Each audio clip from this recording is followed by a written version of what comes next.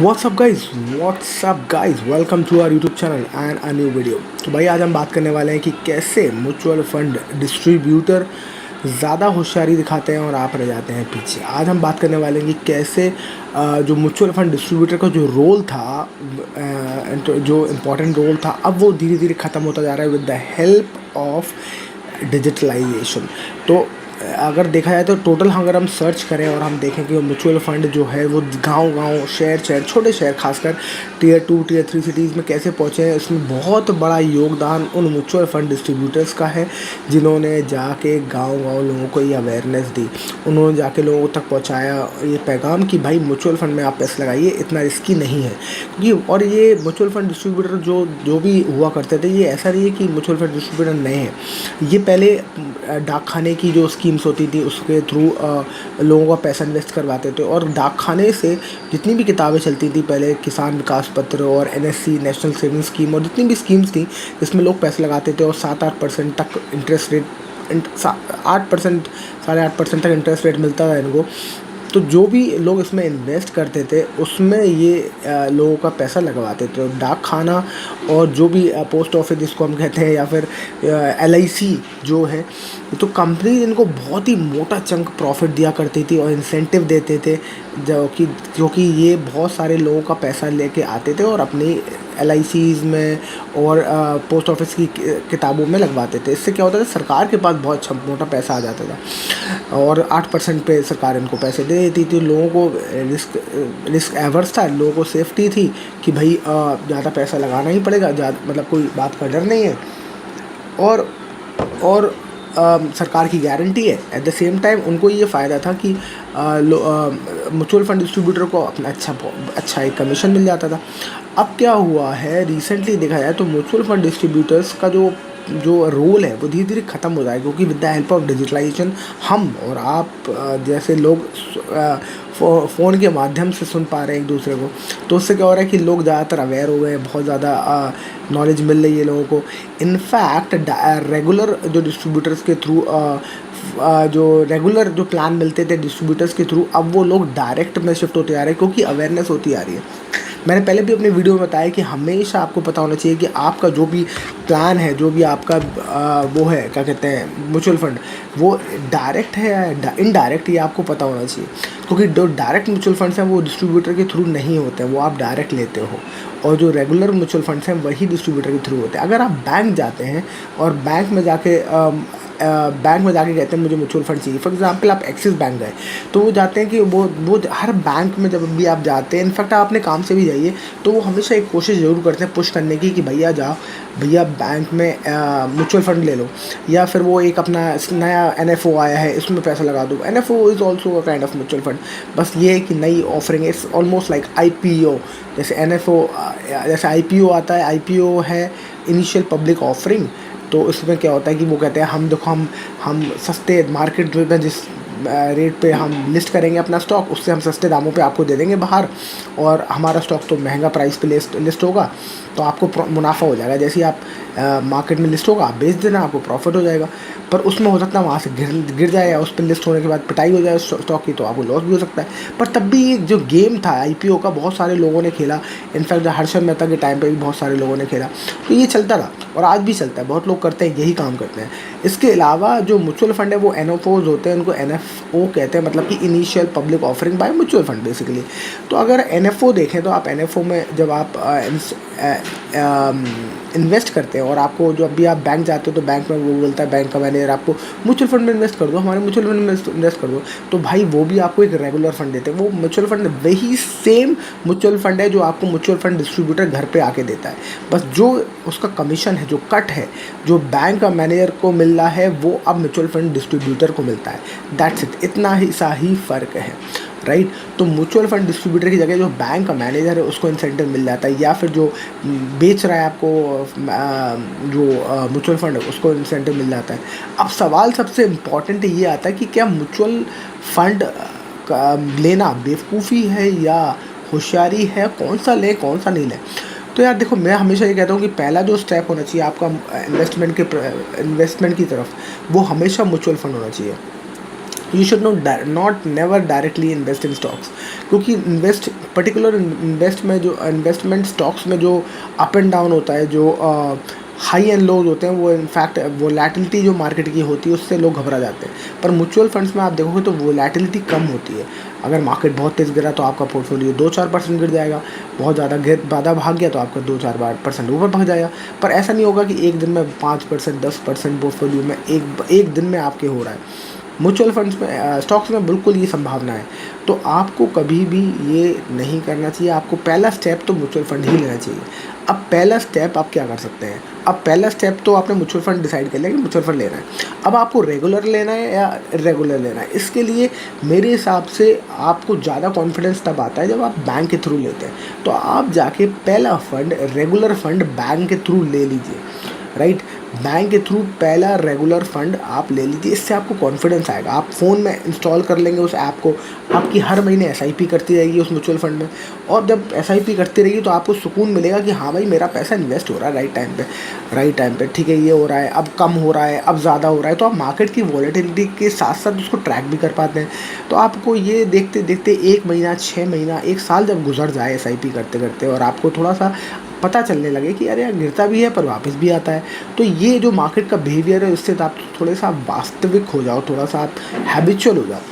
उसके बाद आप एक अच्छा प्लेटफॉर्म ढूंढना चाहिए आपको अपना अगला म्यूचुअल फंड के लिए।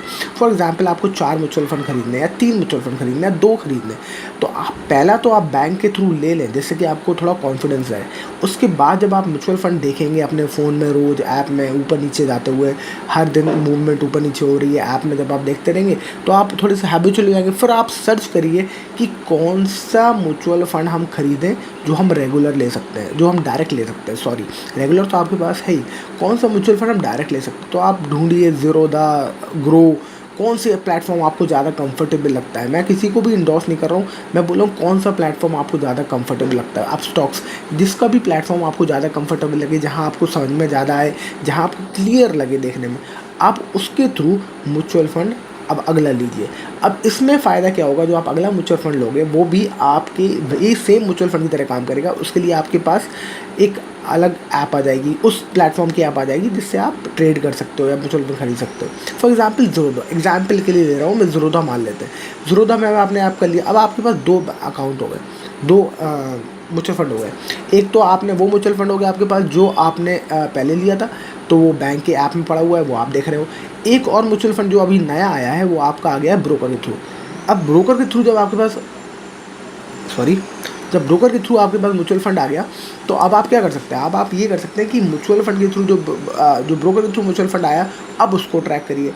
अब आपके पास आया डायरेक्ट म्यूचुअल फंड। इसमें एक फ़ायदा ये है कि जो पहला रेगुलर फंड आया है और अब डायरेक्ट आया है, मैं क्यों बोल रहा हूँ, क्योंकि रेगुलर फंड से आपको सेटिस्फैक्शन मिल गया कि आपने बैंक के थ्रू ख़रीदा वो, तो आपको एक सेटिस्फैक्शन है कि बैंक सेफ़ है, बैंक आपको चूना नहीं लगा रहा, राइट। उस दौरान आप थोड़ा और रिसर्च करोगे, आपको अंदर और कॉन्फिडेंस आ जाएगा कि नहीं यार, म्यूचुअल फंड में ऐसा ऊपर नीचे होता है। फिर आप एक ब्रोकर के थ्रू लेंगे तो आपको ये समझ में आएगा कि सारी चीज़ें ऑनलाइन ऑपरेट हो सकती है, और जो फ्रॉड होना है कोई भी म्यूचुअल फंड में होना है वो कहीं भी हो सकता है।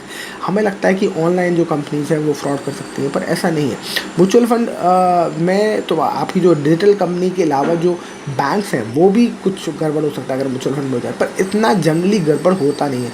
ज़्यादातर कंपनीज तब फेक करती हैं जब, जैसे कारवी जैसी एक कंपनी थी जिसमें लोगों का उन्होंने पैसा लगाया ही नहीं था, बस दिखा दिया उन्होंने, अपने ऐप पे दिखा दिया कि हाँ ये हमने पैसा लगाया। इनफैक्ट उससे बाद भी एक केस हुआ जिसमें म्यूचुअल फंड की यूनिट्स दिखा दिए गए पर ख़रीदे नहीं गए, तो ऐसा भी हुआ है। पर अगर आप जेन्युइन प्लेटफॉर्म्स के साथ जाएं, लगता है जैसे कि ज़ीरोधा, ग्रो और ये बड़े प्लेटफॉर्म्स हो गए, उसमें आप जाएं तो उसके बाद आप अपने म्यूचुअल फंड को थोड़ा ट्रैक भी करें। फॉर एग्जांपल, जैसे आपने एक म्यूचुअल फंड खरीद लिया डायरेक्ट फंड, अब आप डायरेक्ट और रेगुलर क्यों खरीद रहे हैं? क्योंकि रेगुलर से आपको कॉन्फिडेंस मिल गया कि म्यूचुअल फंड काम कैसे करता है। अब आप डायरेक्ट इसलिए खरीद रहे हैं क्योंकि डायरेक्ट में आपको कुछ पैसे बचते हैं। रेगुलर फंड में जो आपको कमीशन देना पड़ता है वो अब आपका थोड़ा सा कम हो गया, क्योंकि अब आप डायरेक्ट म्यूचुअल फंड खरीद रहे हो। आपको लगता होगा कि क्यों हमें डायरेक्ट म्यूचुअल फंड खरीदना है, थोड़ा बहुत कमीशन क्या होता है, अगर 0.15% चला गया तो क्या फ़र्क पड़ता है, 1% चला गया तो क्या फ़र्क पड़ता है ना, राइट। पर आप ये नहीं सोचते क्योंकि आपका एक दिन कैपिटल बड़ा भी होगा। एक दिन आपका कैपिटल काफ़ी बड़ा हो जाएगा। फॉर एग्जाम्पल मैं नहीं सोचता था कि मेरा कैपिटल कभी इतना बड़ा हो जाएगा, पर मेरा हो गया कैपिटल विद टाइम। पता नहीं चलता वो वक्त कब गुजरता है, पता नहीं चलता। तो कभी जब आपने शुरू किया, फॉर एग्जाम्पल आप लाख रुपए लगा के बैठे हो, आप कह रहे हो यार 1000 रुपये कम ले लेगा, कोई बात नहीं यार, बैंक है ना कमीशन में। पर जब वो 1 करोड़ हो जाएगा और उसका 1% जब 1 लाख जाएगा आपकी जेब से, तो आपको लगेगा लाख रुपये बैंक ले गया, तो वो 1 लाख ज़्यादा लगता है, राइट। वो कमीशन में 1 लाख रुपए चला गया, बहुत ज़्यादा लगता है आपको। इनफैक्ट अगर आपने 1 करोड़ का रिटर्न ही रिटर्न है, फॉर एग्जाम्पल 50 लाख का आपको रिटर्न आ रहा है, 50 लाख का प्रॉफिट है आपके पास, राइट, खड़ा हुआ म्यूचुअल फंड में, तो 50 लाख के प्रॉफिट में अगर 1% बैंक ने ले लिया, मतलब कि 50,000 रुपये ले लिए, तो अब आपको लगेगा कि यार 50,000 बैंक ने ले लिए यार, ये कौन सी बात हुई यार, है ना। तो अब जब बड़ा अमाउंट हो जाता है तो वो फ़र्क मैटर करता है, वो चीज़ मैटर करती है। इसलिए मैं कहता हूँ जब आप डायरेक्ट म्यूचुअल फंड लो, उसके बाद थोड़ा सा उस पर रिसर्च करें, नेट पे जाएं, थोड़ा सा जो म्यूचुअल फंड आपने ख़रीदा हो डायरेक्टली फ्रॉम एनी प्लेटफॉर्म, उसके बारे में रिसर्च करें नेट पे। और रिसर्च करने के बाद देखें कि क्या चीज़ है ये क्या कैसा काम कर रहा है, कैसा पुराना उसके पुराना एक्सपीरियंस कैसा है, मतलब कि पुराना परफॉर्मेंस कैसा है उस प्लेटफॉर्म, उस म्यूचुअल फंड का, और वो म्यूचुअल फंड कैसे काम कर रहा है, कौन कौन से म्यूचुअल फंड्स में कौन कौन से स्टॉक्स लिए गए हैं। तो आपको थोड़ा सा ये भी आइडिया लगेगा कि उस म्यूचुअल फंड में कौन से स्टॉक्स लिए गए हैं म्यूचुअल फंड मैनेजर ने। अब आप ये मत उस टाइम पे ये ना सोचें कि बहुत सारा काम है, आप सिर्फ इन्जॉयमेंट के लिए करें, सिर्फ नॉलेज के लिए कि चलो देखो तो लें कि इस म्यूचुअल फंड में क्या क्या स्टॉक्स लिए हैं, तो आपको एक आइडिया लगेगा। You will start loving the entire scenario, you will start loving the entire mutual fund और पूरा मार्केट को, you will start enjoying the finance and equity markets that कि आपने इस सारी कंपनीज़ में अपनी इन्वेस्टमेंट की है। आप म्यूचुअल फंड यूनिट्स तो खरीद रहे हो, पर आपको अब पता चला कि आपके म्यूचुअल फंड की यूनिट्स का तो थोड़ा थोड़ा पैसा आपका है वो इतनी सारी कंपनीज़ में लगा है। तो आपको पता है कि मेरा मारुति में एक शेयर, थोड़ा सा शेयर है, मेरा थोड़ा सा अपोलो टायर में शेयर है, मेरा थोड़ा सा नाटको फार्मा में है, या कोई भी फार्मास्यूटिकल्स कंपनी है उसमें है, तो आपको पता होगा कि इस फार्मास्यूटिकल्स कंपनी में मेरा शेयर है, इसमें शेयर है। तो इससे आपको एक कॉन्फिडेंस भी मिलता है, इससे आपको थोड़ा प्यार भी लगता है, प्यार भी आता है इक्विटी मार्केट्स के साथ कि अरे वाह यार मेरा इतने कंपनियों में शेयर है। आपको कॉन्फिडेंस आता है कि आप इतनी कंपनियों में एक मालिक हो, आप ओनर हो इतनी कंपनी में।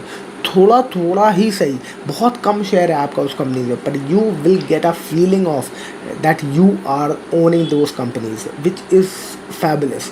और यही जो छोटे छोटी फीलिंग है, जो छोटे छोटे इन्वेस्टमेंट्स हैं, कब बड़ी होती आती है पता ही नहीं चलता है। इसलिए मैं हमेशा कहता हूँ कि आप हमेशा जब भी इक्विटी मार्केट्स में घुसे, starting should always be through mutual funds. पर कैसे जाना है म्यूचुअल फंड्स में, आई होप आज मैंने आपको इसका आइडिया दे दिया हो कि जब आप म्यूचुअल फंड्स में जाएँ, प्लेटफॉर्म पे चले जाएँ, नया प्लेटफॉर्म ले लें ऑनलाइन डिजिटल, अब आप डायरेक्ट म्यूचुअल फंड्स में चले गए, अब आपका थोड़ा सा पैसा और बच गया, अब आप उसको ट्रैक करें, अपने म्यूचुअल फंड्स को ट्रैक करें। अब आप देखें कौन कौन से म्यूचुअल फंड्स में क्या क्या स्टॉक्स हैं। अब आपको मज़ा आने लगा, अब आप यार मज़ा तो आ रहा है इसमें, इस म्यूचुअल फंड में ये स्टॉक्स हैं, ठीक है। फिर आप एक और म्यूचुअल फंड ले लें जब आपको लेना है, तो अब अगला म्यूचुअल फंड भी डायरेक्ट लें प्लेटफॉर्म के थ्रू। वो वाला म्यूचुअल फंड ना रोकें, रेगुलर वाला।